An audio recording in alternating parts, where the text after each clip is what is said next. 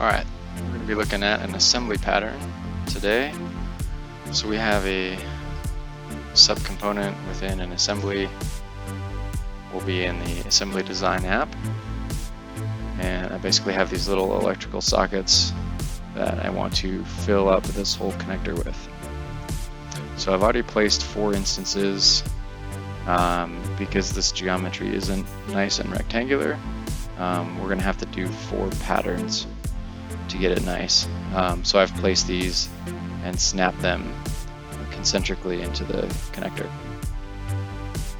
The other piece of information that we need is we need to measure the distance between the center lines so that we know what to plug into our pattern. So 095 is what we're looking at. We'll go ahead and come down here to assembly pattern. Select our component, which is this top one, and our reference element.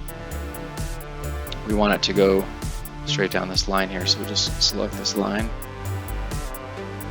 I don't know why, usually it puts this nice and where we want to be, but it's kind of far away anyway. So we know it's going the wrong direction, so we want to flip that, and we want to change our dimension in between.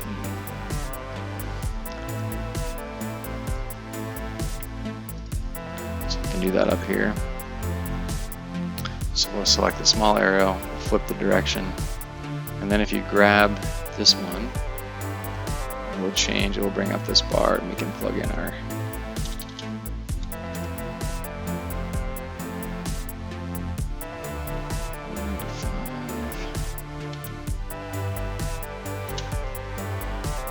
okay, let's go see what it looks like.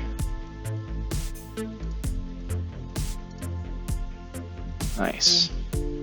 So if you just left click, it wants to create those new shapes. We'll let it do that. Although it's kind of annoying, it puts these shapes up here. I just delete those. Alright, so that's our first pattern. So we'll just kind of walk through it again. Assembly pattern. We're going to select on our next component, which is this guy. Reference element can be the same. Flip the direction, drag this till our numbers come up. 95, enter, check mark. It's going to create more.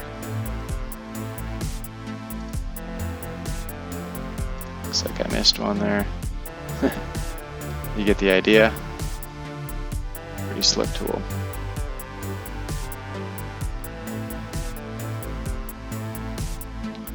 The other neat thing when you're doing assemblies, building them up, the snap tool is very handy if you don't already know how to use it.